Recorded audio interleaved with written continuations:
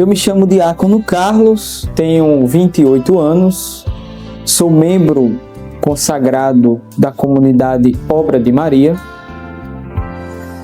sou natural de Vicência, Pernambuco, e é justamente nessa pequena cidade que inicia-se, a minha história. Eu passei a minha infância e adolescência nesta cidade e ali é justamente onde fui dando os primeiros passos no caminho com Nosso Senhor. O que marcou a minha história antes da vocação foi ainda como criança, por volta dos 9 a 10 anos, eu entrei para os Coroinhas e ali eu me apaixonei pela figura, pelo sacerdócio. Então, desde a mais tenra infância, eu tive um contato com o padre e a partir daí eu sonhei em ser padre. O meu encontro pessoal com Deus é um dia que ficou marcado na minha história e ficará para sempre, pois eu tive esse encontro com 17 anos. Eu fui convidado a um retiro de jovens chamado o PHN, que estava sendo realizado em Recife, e nós fomos uma caravana da juventude para esse PHN. E chegando lá, quem estava pregando era Dunga, e durante a pregação eu fui sentindo algo já tocando o meu coração, porque ele praticamente falou de toda a minha vida, tudo aquilo que eu estava vivenciando. Mas um momento importante, chave, foi na adoração. Quando Jesus ele chegou no altar, o meu desejo foi de ir para perto do altar e entregar toda a minha vida. E quando eu abri o meu coração, entreguei toda a minha história ao Nosso Senhor, tudo aquilo que Dunga já tinha falado, eu senti o amor de Deus. Aqui é o ponto importante, porque eu nunca me senti tão amado, tão querido. Eu trago aquela passagem de Jó, Senhor, eu ouvia falar de Ti, mas os meus olhos Te viram. E naquela adoração eu pude ver o Senhor, eu pude tocar no Senhor, eu pude experimentar de fato o Deus que é amor. Eu acho que minha reação não foi como a de Fátima, não. A minha foi mais tranquila, Fátima se aperreou muito, que ela ia ficar só, não sei o quê. Eu até disse a ela, mas tu não vai ficar só, tu não tem eu. Mas ela estava falando em dizer só e outras situações. Ele sentado dentro de casa, Aí eu digo, não, deixa ele seguir o caminho dele, irmão. O pai me deu muita força, mas para mim foi porque ele era minha companhia, ele vivia aqui. Eu achava assim que para ele ficasse, na minha cabeça, era ele ficar assim na igreja, entendeu? Aqui perto. Quando ele disse que ia seguir, que tinha que sair de casa, aí foi difícil, Não vou dizer, mas agora eu louvo a Deus, sou grata a Deus por isso. Tinha ele como o caçula, A gente não queria que ele saísse de casa, Engraçado, a gente dormia no mesmo quarto. Ele dormia junto, eu e ele dormia junto, porque ele tinha medo de dormir na cama dele. Então eu dormi todos dois encangados, agarrados. Aí, quando ele decidiu sair de casa, foi muito duro, principalmente no dia que a gente levou ele lá no condomínio, quando ele disse que ia morar lá.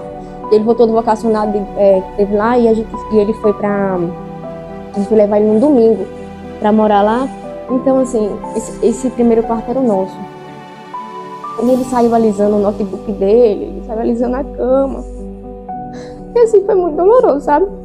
A mãe até disse assim, mas Carlinhos, meu filho, se for pra você ir assim, você nem vai. Eu disse, Carlinhos, não vai não. E a gente se abraçou, chorou, mas ele disse que não. Que Deus tinha um chamado e ele ia deixar a família, e os bens materiais.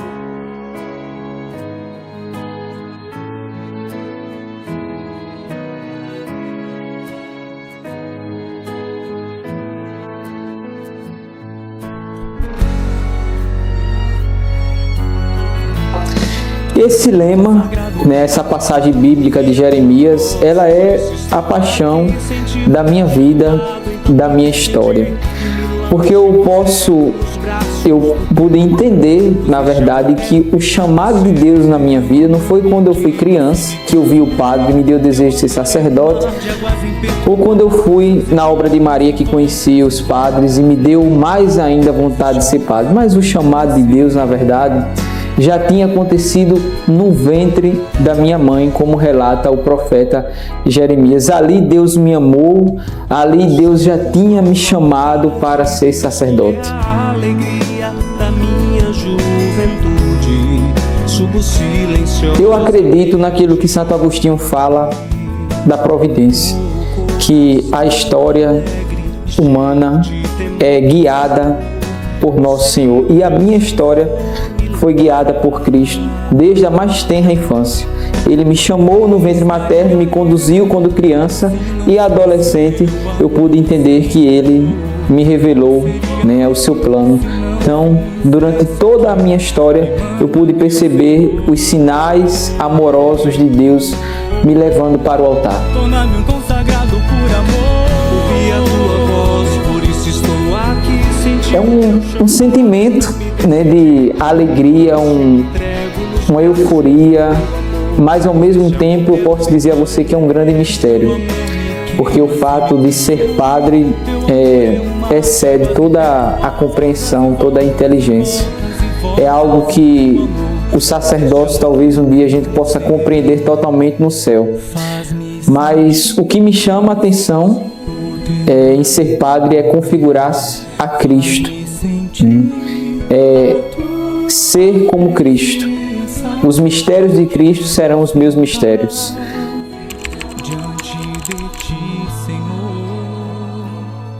É claro que nesses 11 anos de vida comunitária houveram muitas batalhas, muitas lutas, né? E uma delas, né, é a graça de conhecer, né, superar, né, encarar suas fraquezas, suas misérias e vencê-las. Também a graça de viver em comunidade nos faz também entender o outro, entender o ritmo de cada um, amar cada um que Deus coloca no nosso caminho. Então é uma luta, é uma batalha.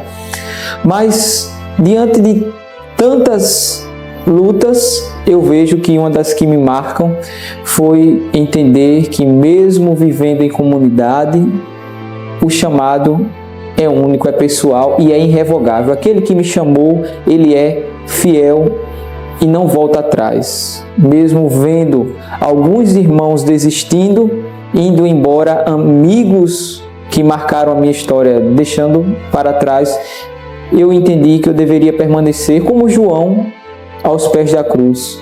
Mesmo quando todos desistiram, ele precisou ficar e eu decidi ficar, porque Deus me deu essa graça de permanecer, de lutar. E o que me fez permanecer foi justamente o sacrário, recorrer a Nosso Senhor, a Virgem Maria e aos santos.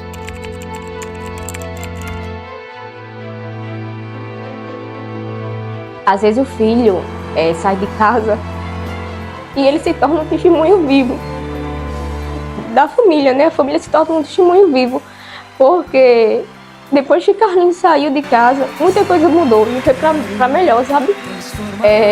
Deus precisou tirar Carlinhos de casa para meu pai parar de beber. As juras de amor por ti, meu Deus. Então, É muito gratificante.